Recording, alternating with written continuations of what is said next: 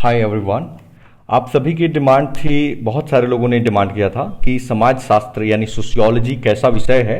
और नए एस्पिरेंट्स को जब ऑप्शनल चूज करते हैं तो उसमें एक डिफिकल्टी आती है। तो मैं बिना किसी बायसनेस के सोशियोलॉजी के बारे में एक फीडबैक दूंगा, सोर्सेस बताऊंगा कि आपको कहाँ से पढ़ना है, नोट्स किसका पढ़ना है, कहाँ से पढ़ना है, कैसे अपना नोट्स बनाना है, रिवीजन कैसे करना है, टॉपिक्स का क्रॉस फर्टिलाइजेशन सोशियोलॉजी में क्या होता है, कॉन्सेप्ट्स, डेटा एंड फैक्ट्स क्या होते हैं, डायग्राम्स का क्या रेलेवेंस होता है, किन थिंकर्स या स्कॉलर्स को ज्यादा कोट करना है, उनके किस कॉन्सेप्ट्स को कोट करना है। We'll be talking about each and everything in greater detail. So let's start. I am Deepak and you're watching me on IAS PCS Factory. So if you find this channel useful, or if you find that this video has helped you in your preparation, please subscribe the channel and share with your friends. So let's start. The first thing is sociology means समाज शास्त्री कैसा विषय है। देखिए, समाज शास्त्र के बारे में अगर आपने एनसीईआरटी पढ़ी होगी तो उसमें 12th क्लास की, तो उसमें लिखा हुआ है पहले ही चैप्टर में कि सोशियोलॉजी का सोशियोलॉजी का फायदा ये है कि इसके बारे में आप पहले से बहुत कुछ जानते हैं, और घाटा यह है कि आप जो जानते हैं वो गलत जानते हैं तो ये सोशियोलॉजी के बारे में आप एनसीईआरटी में ही पढ़ेंगे तो उसमें दिया हुआ है। देखिए, ये एसेंशियल सोशियोलॉजी की किताब है, नितिन सांगवान की हम बात करेंगे। देखिए, सबसे पहली बात आती है कि सोशियोलॉजी को क्या लिया जा सकता है। देखिए, अगर नए स्टूडेंट हैं आप और मेरे से पूछेंगे कि सोशियोलॉजी में ज़्यादा पढ़ना है या पॉलिटिकल साइंस में, तो मैं कहूँगा कि ये दोनों ही जो ऑप्शनल हैं वो सिमिलर नेचर के हैं।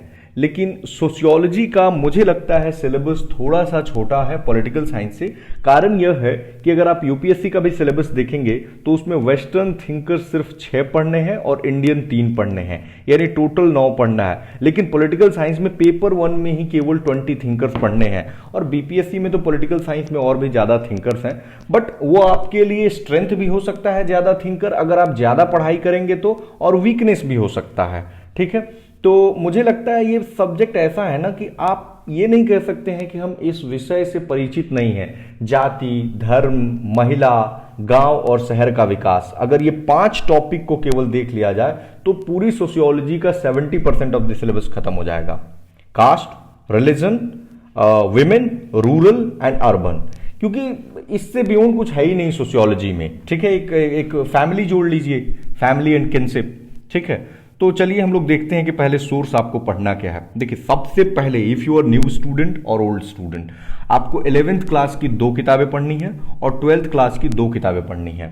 इससे आपको एक फेयर आइडिया लग जाएगा कि सोशियोलॉजी विषय में क्या है।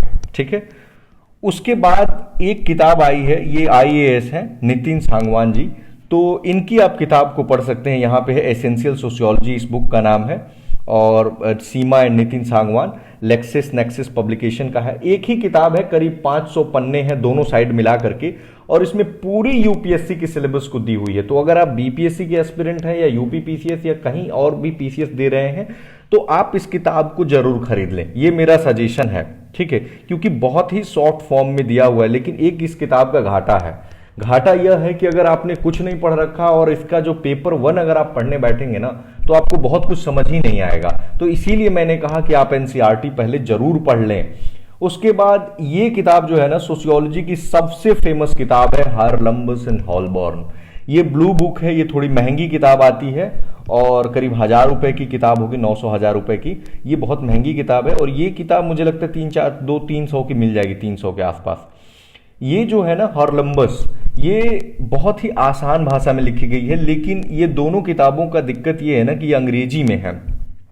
हार्लम्बस को अगर आप ज्यादा पढ़ना चाहते हैं तो ये 1300-1400 पेज होगा इसमें, तो ये पढ़ें अगर आपके पास बहुत टाइम है तो। और कम टाइम है तो हार्लम्बस एक ऑरेंज वाली आती है, तो ऑरेंज वाली जो हार्लम्बस है आप उसको खरीद सकते हैं। देखिए, अब हिंदी मीडियम के स्टूडेंट्स ना सबसे पहले तो एनसीईआरटी पढ़ें जो अवेलेबल है। दूसरी चीज, आप इग्नू को पढ़ें। इतना अच्छे तरीके से इग्नू में ईच एंड एवरी कॉन्सेप्ट, खासकर जो थिंकर्स पढ़ने जाएंगे ना, जैसे Emile Durkheim, Karl Marx, Max Weber, Talcott Parson, आपको बहुत ही आसान भाषा में समझाया गया है। आपको एक थिंकर समझने में बहुत दिक्कत होगी, वो है टालकट पार्सन, क्योंकि उनका सिस्टम थ्योरी है, वेरिएबल्स बहुत सारे हैं, वो थोड़े से बहुत कॉम्प्लेक्स जार्गन्स का यूज करते हैं। एनीवे या फिर आप महापात्रा जो वाजीराम में पढ़ाते हैं, सुभाष महापात्रा इनका नाम है, और या उपेंद्रा गौड़ हैं, इनकी नोट्स ले सकते हैं। लोग यूपीएससी के लिए सबसे ज़्यादा इनको प्रेफर करते हैं। तो ये हो गया। और इसके साथ साथ हिंदी या इंग्लिश मीडियम के हों, आप प्रीवियस ईयर क्वेश्चन पेपर देखें और सिलेबस देखें। एक और किताब हिंदी मीडियम के लोग या अंग्रेजी के हो दोनों, राम आहूजा की आती है, सोशल प्रॉब्लम्स इन इंडिया। ठीक है, ये किताब आप जरूर ले लेंगे क्योंकि इससे बहुत सारे टॉपिक्स कवर हो जाएंगे। इसके अलावा सोर्सेस में मैं एक चीज कहूंगा कि आप जो है ना वो अखबार, क्योंकि अगर आप जो इंडिया वाला सेक्शन है ना उसको देखेंगे तो बहुत ही डायनामिक सेक्शन है। जैसे मैरिज के फॉर्म्स चेंज हो रहे हैं, कई सारे मैरिज से रिलेटेड लॉज आते रहते हैं। ठीक है, हमारे किनशिप सिस्टम में भी कई बार परिवर्तन देखने को मिलते हैं, उस पर किसी का फीडबैक आता है। या विमेन, मतलब सोशियोलॉजी का मुझे लगता है अगर आप 10% ऑफ द सिलेबस तो केवल महिलाओं से है। चाहे आप पंचायती राज इंस्टीट्यूशंस पढ़ें या फैमिली पढ़ें, मैरिज पढ़ें, किनशिप पढ़ें, मतलब कुछ भी पढ़िए, विमेन उसमें आएंगी। Rural development, urban development, everywhere you will find the section called women empowerment और विमेन लेड डेवलपमेंट। तो विमेन से रिलेटेड सारी स्कीम्स वगैरह को पढ़ें। ट्राइबल्स हैं, माइनॉरिटीज हैं, ये सारे टॉपिक्स को आप तैयार करें, इनसे रिलेटेड न्यूज आते रहते हैं। देखिए, मैंने एक और चीज नोटिस किया है सोशियोलॉजी में कि it has some overlapping with political science, जैसे कास्ट, रिलीजन, एथनिसिटी, ये ऐसे टॉपिक्स हैं जो दोनों जगह पढ़े जाते हैं। ठीक है, या फिर पंचायती राज इंस्टीट्यूशंस, 65वीं बीपीएससी में आपने देखा पंचायती राज इंस्टीट्यूशंस पे क्वेश्चन भी पूछ चुका है। पॉपुलेशन डेमोग्राफी पे क्वेश्चन आ चुका है बीपीएससी में, इसमें सोशियोलॉजी में।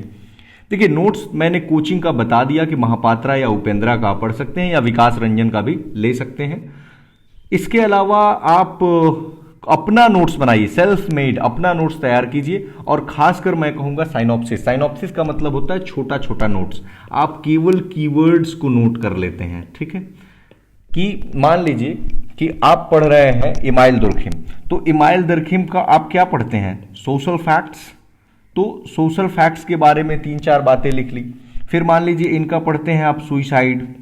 ठीक है, तो सुइसाइड के बारे में लिख लिया 2-4 फैक्ट, डिवीजन ऑफ लेबर, और इसमें ऐसे ऐसे करके, या फिर आपको 1, 2, 3, 4 ऐसे करके आप नोट्स बना सकते हैं। ठीक है, रिवीजन कैसे करेंगे सोशियोलॉजी में? बहुत आसान तरीका है।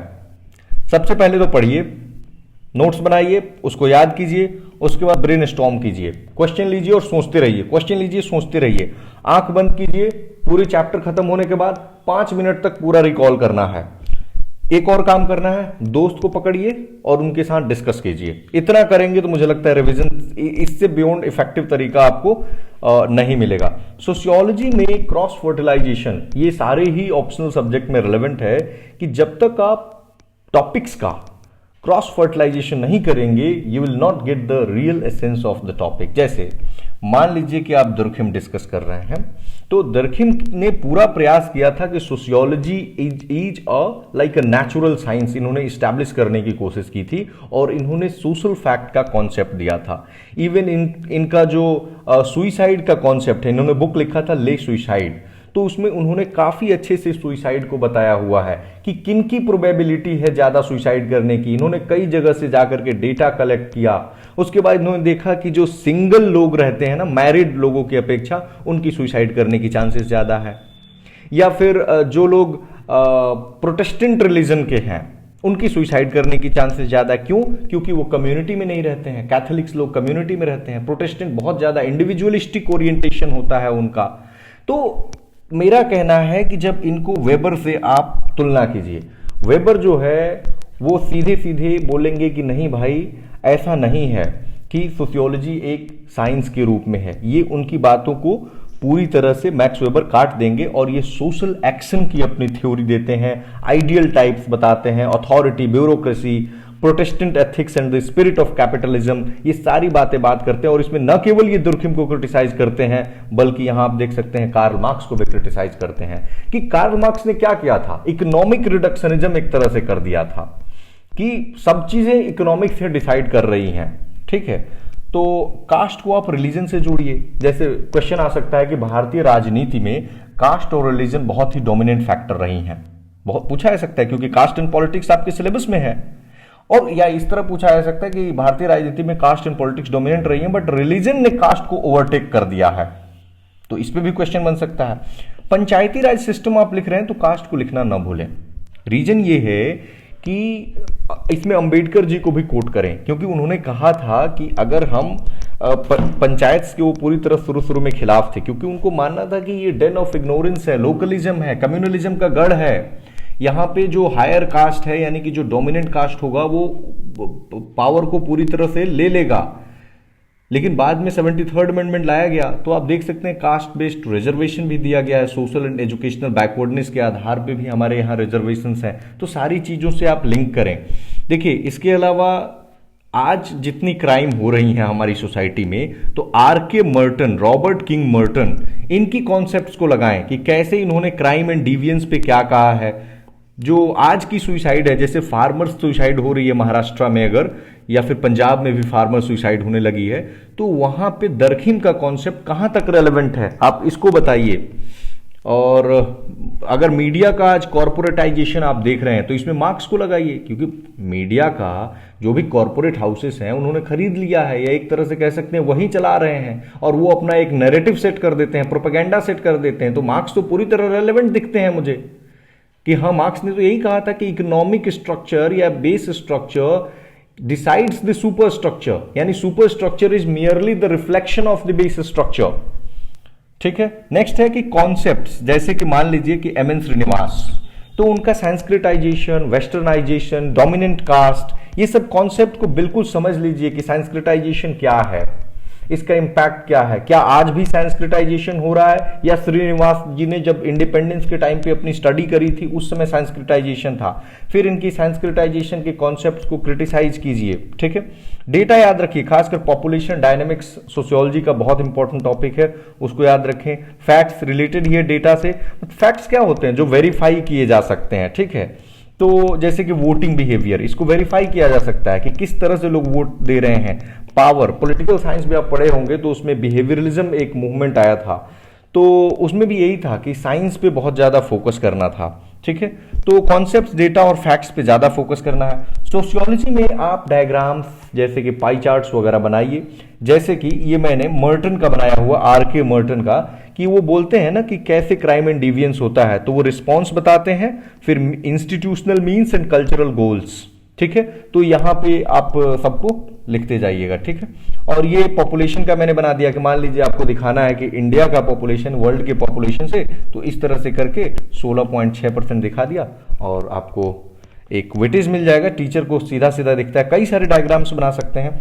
स्कॉलर्स, थिंकर्स और विचारक, ये बहुत महत्वपूर्ण है। मुझे तो ऐसा प्रतीत होता है कि पॉलिटिकल साइंस से भी ज्यादा अगर कमेंटेटर्स कहें या स्कॉलर्स कहें, वो सोशियोलॉजी में आपको यूज करना चाहिए, क्योंकि जो छोटे छोटे स्कॉलर्स का मेरा मतलब है ना कि जिनका बहुत ही कम यूज करना है, जैसे ये Srinivas, GS Ghurye, AR Desai, Karl Marx, Max Weber, GH Mead, R.K. Merton, Emile Durkheim, Talcott Parsons, ये तो बड़े बड़े थिंकर्स हैं ना। तो इनके अलावा इनको भी यूज करना है, जैसे कि माइकल फूको, C. राइट मिल्स, आप समझ रहे हैं। तो इस तरह के भी यूज करना है। जैसे मान लीजिए श्रीनिवास का आपको यूज जरूर कीजिए इनके कॉन्सेप्ट्स को, वेस्टर्नाइजेशन या फिर डोमिनेंट कास्ट का कॉन्सेप्ट है, स्ट्रक्चरलिज्म पे इन्होंने क्या बात करी है।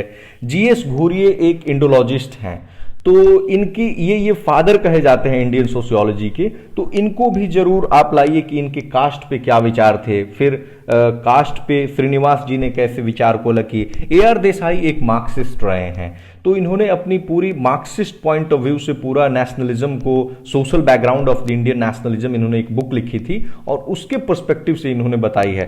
कार्ल मार्क्स की आप कई सारी चीजें, मेनली कार्ल मार्क्स की ना आप 4 चीज पढ़ते हैं: historical materialism, mode of production, alienation and class struggle. Political marks तो हर जगह पढ़े जाते हैं, तो इनको बहुत अच्छे से आप करेंगे।